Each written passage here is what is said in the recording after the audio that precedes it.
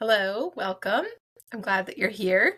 Today, my stack of books is all about time management. I have some books to share with you, and I think this is going to make a big impact on how you view time and also how you use time. I have been reading this audiobook. Oh, you can't see it. I'll share a screenshot in the post. But I've been reading this audiobook called Big Time: A Simple Path to Time Abundance by Laura Vanderkam. And she also narrates the audiobook, which is so much fun to listen to. But as I was listening to it this morning, I was making pancakes for my kids. I was cleaning the kitchen, doing some dishes, and I just had all of these memories of so many of these time management books that I have read and so much great material that I just want to share with you today. So I'm going to go through and share my favorite time management books and how they have impacted me, but I'll try to keep it short. Also, in the Substack post, I will include the free printables that I created a couple years ago for time tracking and time management. And so make sure that you grab those at the bottom below. Okay, let's get started. This book totally changed the way that I view time and how I approach managing my time. So 4,000 Weeks, Time Management for Mortals by Oliver Burkeman. The audiobook, I listened to that on a trip that we were on. Immediately needed to get the hardcover so that I could take notes in it and read it again. I've returned to this book a few times because the ideas are just so excellent. The way that he views mortality and how we're all just here. There's a 100% death rate in humans. We don't know how much time we have. And instead of looking at as in a morbid way, he looks at it in a positive way. And just, it's fantastic. Absolutely loved it. Highly recommend.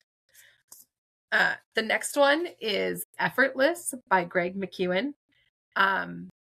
His first book, which I have up on my shelf, his first book, Essentialism, is wonderful, but I felt like Effortless was the one that got me in the action mode. So Essentialism, his first book, Essentialism, is all about making the most important things matter in your life. So it's the whole big rocks go into the jar first analogy, and then you put the smaller stuff in.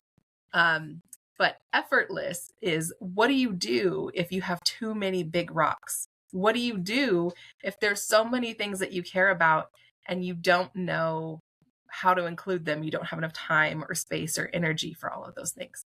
So this is how to make it work.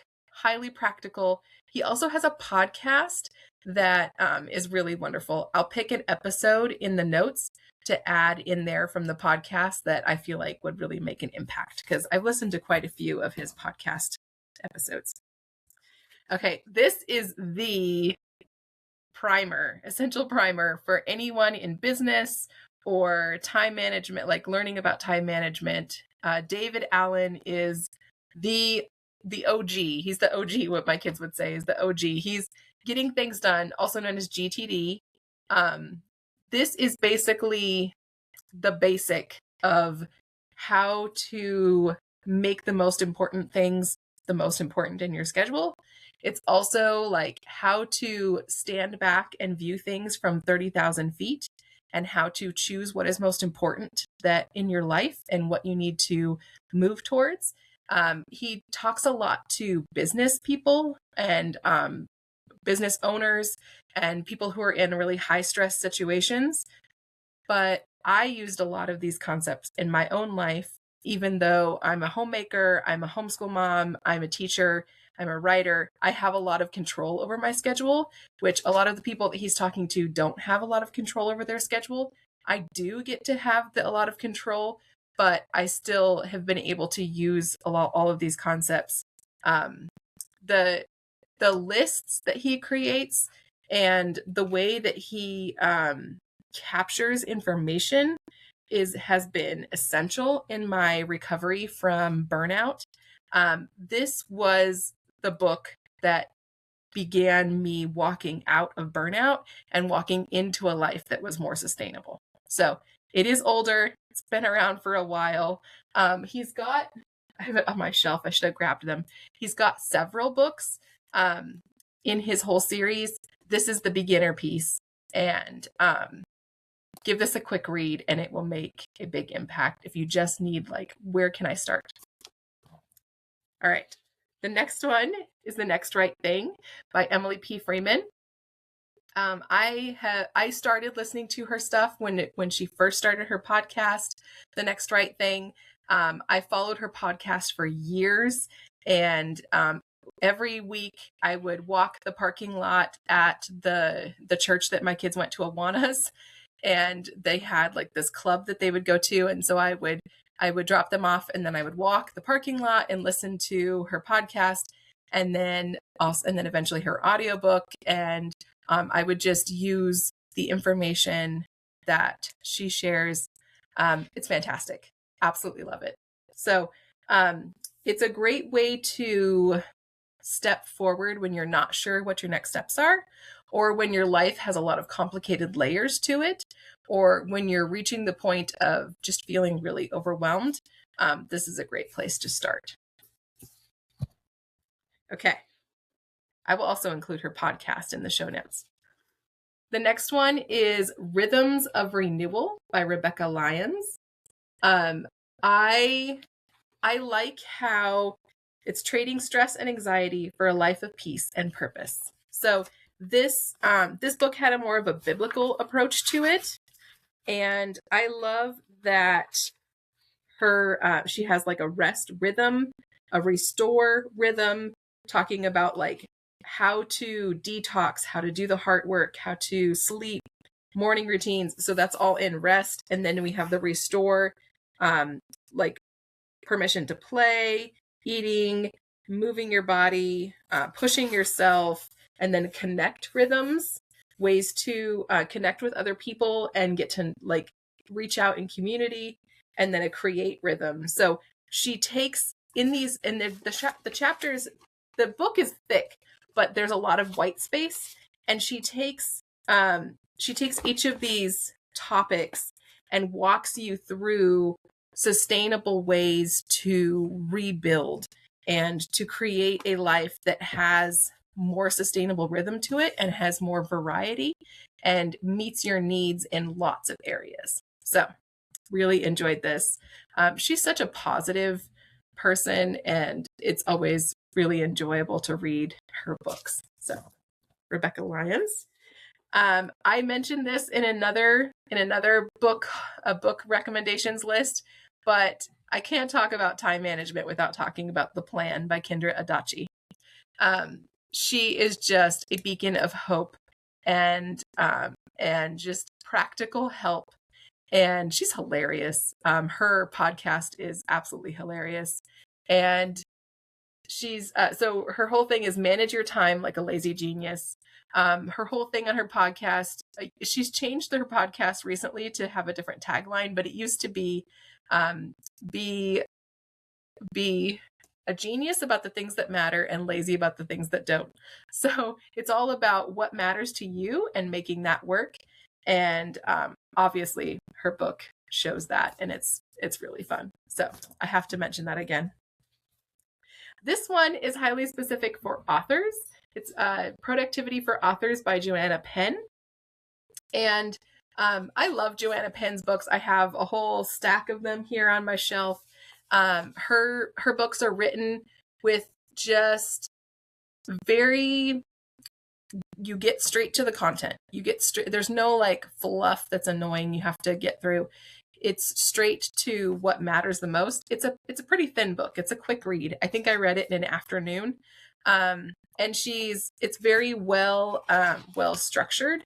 So there's a lot of like white space, and it's easy to just kind of take a few minutes and read a chapter. There's always steps to take. There's always ways to move forward that are super practical and easy to get to. And yeah, just really enjoy her writing. This is great for authors. It's also great for people who are creative, that where you manage your own schedule. She does have specific tips for like getting your word counts and things like that, but you could also apply that to any creative activity. So, okay. So those are 8 productivity books, including the audiobook that I'm reading on my phone. But I have 2 more that are not quite what would be considered productivity books. If you went to the bookstore, they would not be in the productivity section, but I think they belong here. Let me explain. The first one is Jayber Crow by Wendell Berry. This is a novel by Wendell Berry. It takes place in the US, the United States Midwest, and it's just set in a different time. I'm trying to remember what the time period is. So it takes place. I'm trying to remember what from 1937 is when the book starts. So, well, actually a bit earlier than that. It's like 1930s to early 1970s. So 1930-ish to 1960-ish. It takes place throughout this guy's life. Jayber Crow is the main character of this book. And it just is a representation of life when it moved at a different pace. And when I read this book, first of all, reading this book made me like slow down and really listen. I think I went back and forth between the paperback and the audiobook, which was really fun. And I listened to it at regular speed. I did not listen to it sped up, which sometimes I do for audiobooks. And it just gave me a sense of how time worked in a different generation, in a generation when I wasn't alive yet. And when the United States moved differently and moved at a different speed. So if you want to experience what time was like, maybe like in my grandparents' generation, pick up this book, enjoy this. It really encouraged me to see time and years in a different way, and to really make the most of my family time and what I have in front of me. So, and community. There's a lot of community in here. So the community of Port William is fascinating, and all the characters that are in it. He actually has several different books involving the characters of Port William. Hannah Coulter is another favorite, and I've read those as well. But this just, it helped me see time differently. So, not quite a time management book, but if you read it, you know what I'm talking about. Okay, this next one is also not a time management book, but this will make a difference in your time. This is Weeknight Dinner Cookbook by Mary Youngkin.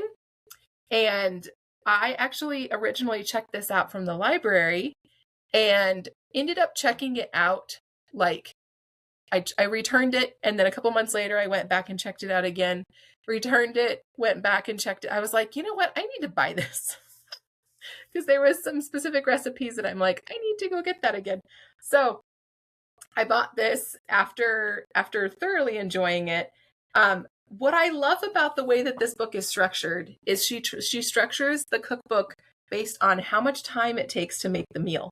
So these are all the 15 to 20 minute meals. These are the 30 to 45 minute meals. And these are the 5 to 10 minute prep meals that cook on their own, like a meatloaf or pork chops in the crock pot, or like hearty all day chili or something like that. So, and then she's got the second page of the table of contents has got more. Those are just like side dishes, condiments, stress-free desserts. So what is cool is, so something that is difficult, all of us cook, right? All of us are homemakers because we live in a house and it's our job to take care of it. And all of us are cooks because we have to feed ourselves, right? Whether you just throw things together, eat a bowl of cereal, whatever, you are making food for yourself, right?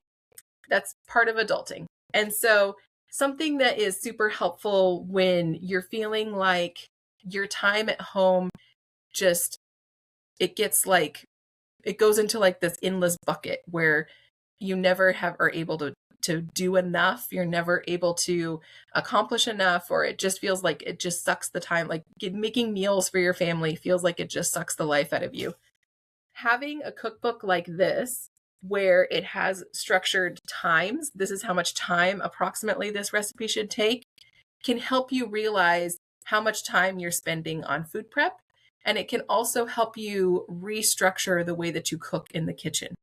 So I found this super helpful. I also really love that every single recipe has a picture. That is a personal requirement for me, that that recipe books have photos. If I can't see what I'm going to be making, I have a really hard time making it. A lot of times I don't follow recipes. I just look through and look at the pictures and I'm like, oh yeah, I could make that tonight. So this cookbook is excellent for that. So go to the library, find cookbooks that have time increments in them, or get this one online, whatever. But find ones that are specifically like 30-minute meals, quick and easy dinner prep, or whatever. There's lots of time-based cookbooks, and flip through them and try to get ideas of how much time those meals take, and it will make a big difference in your time management as part of your homemaking. So that is my last book recommendation. It's kind of a category, I guess. I could also recommend books for cleaning and homemaking and all of those kinds of things, but I'm just going to stop there. I'm going to keep it nice and short. And I would love to hear from you. What are some books that you have read in the time management category that have made an impact? What are some areas of time management where you struggle? And yeah, so share in the comments, and thank you so much for watching, and I will talk with you soon.